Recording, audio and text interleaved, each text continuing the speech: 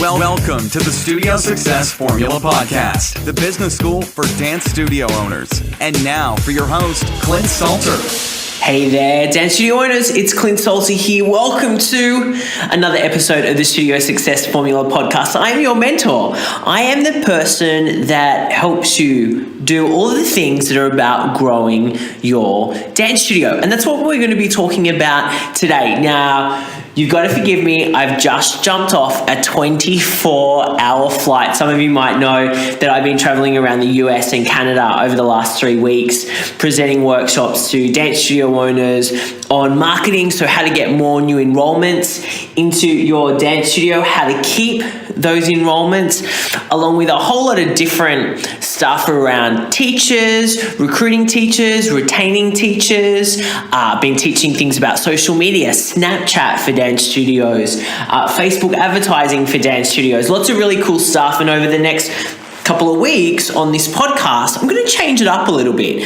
I met so many of our listeners while I was jumping around the country in the US and Canada, and people saying, I know your voice, I listen to your podcast. I'm like, that's super cool. And people asking me lots of questions about, I love your interviews, but I'd love to hear more from you. So I'm going to do a couple of solo shows for you in a row where it's just you and me. They might go for about, 15 to 20 minutes. I'm just going to see how long I can talk for, although I can talk for a whole day, but they won't go for a whole day, I promise. I just wanted to share some insights with you, that some things that I teach our members in the Studio Success Formula program, and things that just, I hope, are going to help you function better as a business owner, as a dance studio owner, and as an entrepreneur. So today, when I was jumping around, presenting to a lot of people, everyone said to me, Clint, I want more students. It's a huge theme, and there's so many different topics we could talk about. But there was one thing that really caught my attention, and that was when I talked about ideal student and parent avatars. Because I always ask a question in my presentations, which is, who are you trying to attract into your studio? And so often people say to me, well, everyone. We cater from 2.5-year-olds to 18-year-olds, jazz, tap, ballet, musical, theatre, cheer, acrobatics, modern, contemporary, lyrical, you name it, we've got it. So we want every child that's aged between 2.5 and 18. I'm like, no, you don't. And they're like, yeah, we do. I'm like, no, you don't. You definitely don't want all of those people. And you may think, but Clint, we do. We want as many students as we can. Yes, you want to enroll lots of students, but you want the right type of student. And the reason that so many studio owners get in conflicts with parents or students is because they're not attracting the right person, the right type of person into their business. And so today I wanted to talk a little bit about this. So today's podcast is really going to be about how you identify who is your ideal student and parent, because magic happens when you identify these people. What happens is that you can then tailor your marketing exactly to these people. So when they see your marketing, whether it's a Facebook ad or a flyer in the letterbox, or they see something at a local business, if you're doing some strategic partnerships, they can go, yes, that's where I want to take little Susie, or yes, that's where I want to go to learn dance. And it really is the first step in having a successful studio, really working out, okay, who is it that we want in our studio? Now, I'd love to know in the comment section, if you're on the blog, or put it on our face, if you're reading this on our Facebook page, just put a comment underneath. And I'd love to know, have you done this exercise? Have you really defined who it is that you want to bring into your studio? Because every other business does it. And I'm wondering why dance studio owners don't do it very often. But that's why I'm here, right? I'm here to help you to break through, to be able to grow your business and take it to the next level. So there's 3 things we need to consider when we're working out our ideal student profile. The first, of course, is the student. You then need to decide which classes the ideal student would fit into. And last but not least, you need to create a mini avatar for your ideal student parents. Now, as we know, a 5-year-old is not taking themselves off to dance classes, so we need to focus on marketing to their parents and their grandparents. Please don't forget about the grandparents, because those guys are on Facebook too, and they're saying, hey to their daughter or son, hey, you've got to check out this ad that I saw, and you've got to take along little Susie. You know that I always talk about little Susie. Little Susie to classes. So don't forget about them. So when you combine all of those things, when you combine the student with the classes and the parent, you gain real clarity on who it is you're actually marketing to. Now, this affects how you market to your ideal student, from imagery to copy, which is the text, the language that you use, and how you're actually getting your message to them, whether it be via online or offline marketing strategies. So when you partner up your ideal student, so let's say we've got let's say we want to boost in our preschool classes. You all know how much I love preschool classes. It is the foundation of our studio and feeds the rest of the school. So I love building our preschool classes. So you've got your ideal student. When you pair them with the appropriate class, you create relevance.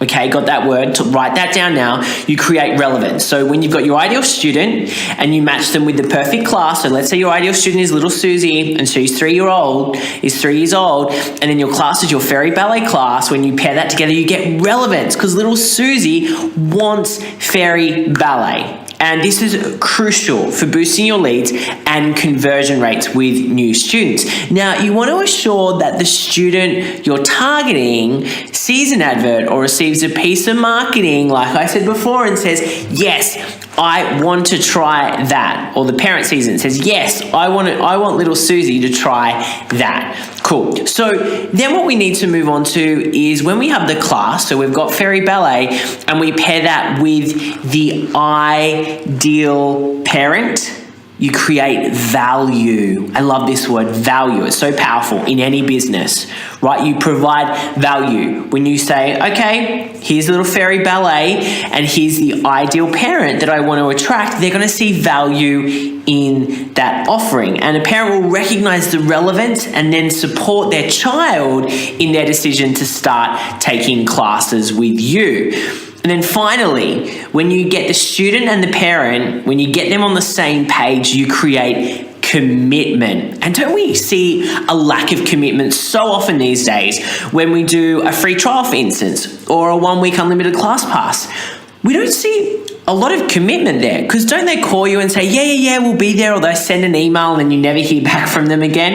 I mean, this happens all the time in free trials, and this is something that we talk about in our program, Studio Success Formula, all of the time. We've got our 18-step enrollment process. So I want you to really think about pairing the ideal student with the ideal parent to create that commitment, so they actually make the commitment to come in and try your classes. That's super important, and I love it. So let me break down these 3 different kind of mini avatars, I guess. The ideal student, what you need to look for there, the things you need to be writing down.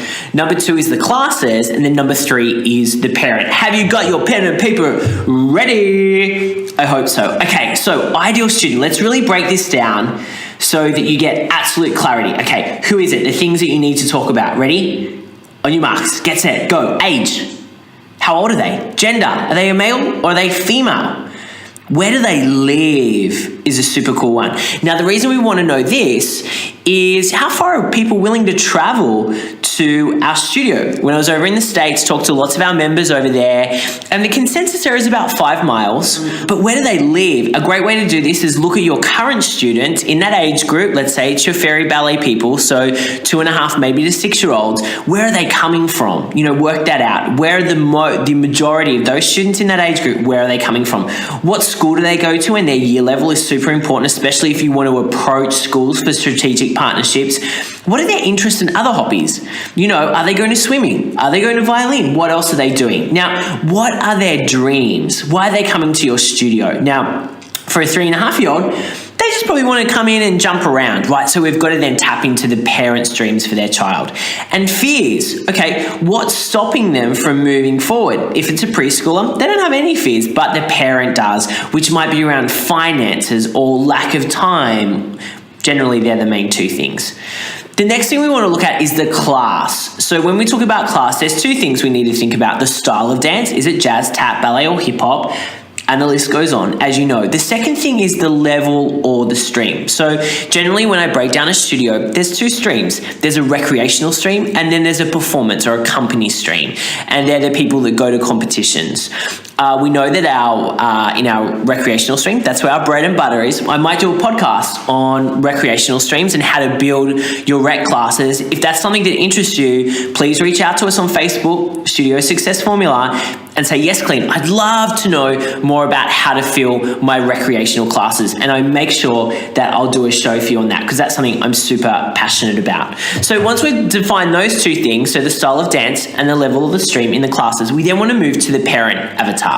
Some things we want to think about: age range, gender, relationship status, occupation, salary, hobbies and other interests, the dream for their child, plus their fears. Okay, so I think I said that a little bit too quick, so let me go again. And I know for some of you, the Australian accent, no, I'm not English. Everyone thought I was English or from New Zealand when I just came back when I was over in the States. In Canada for 3 weeks, I'm neither of those. I'm an Aussie.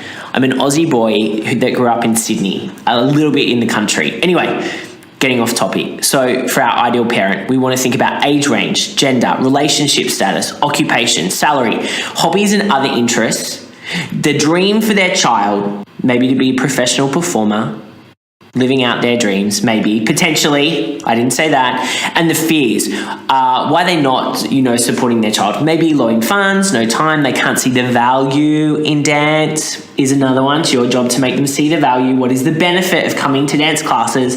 And it's not just to jump around, lick the mirrors for half an hour. It's to do a lot more than that. Okay, so that is a perfect place for you to start.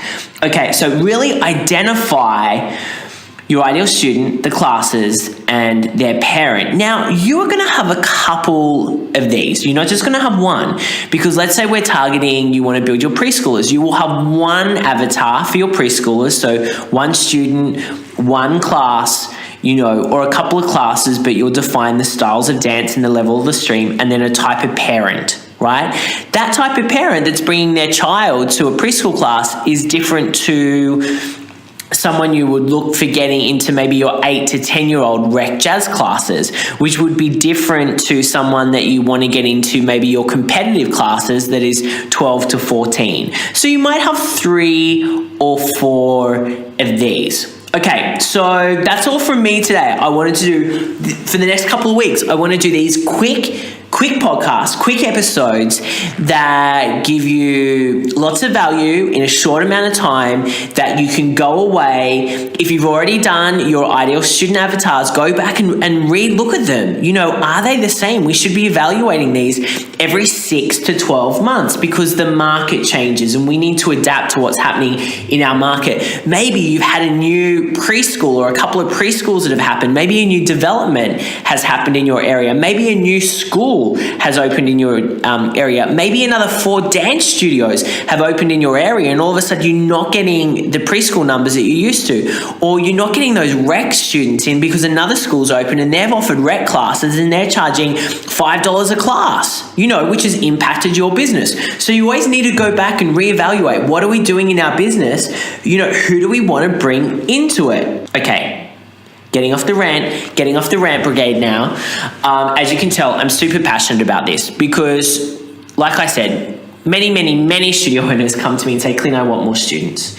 And that's great. We all want more students. I understand that. More students is one of the things that helps us to grow our studio. It doesn't necessarily always mean that we're growing our profits, because with more students comes more expenses. And I'm going to talk to you a little bit, maybe in the next couple of weeks, about increasing profits, even though while not increasing your student numbers, new student enrollments. Anyway, that's all from me today. If you haven't already, make sure that you check out our it's a 3-part free video training series. And in this series, I talk more about your ideal students. I talk about what you need to put on your website. I talk about some marketing strategies, but it's super cool. So I hope you check it out. It's only available for the next week. week and a half, depending on when you listen to this. Hopefully you're listening to it in August 2015. If not, I hope you got some value from this, but the videos might not be around. So check it out, Studio Growth Map, studiogrowthmap.com. And if you haven't already, I would love for you to jump onto iTunes and give us a review. Or share this interview with someone. Share it through our Facebook page, or share it with a studio owner that you know that would benefit from hearing this conversation that we've had today. But yeah, we'd really love a review on iTunes if you have a minute, because that really helps us to spread the show and keep building it and keep doing cool stuff with the show, so we can keep adding value to your life and helping you grow your studio. All right, awesome to chat to you. Hope you've enjoyed this solo show. I will see you on Facebook, Instagram, and everywhere else that we are. And I look forward to chatting to you again next week. Take care. Speak to you soon. Bye.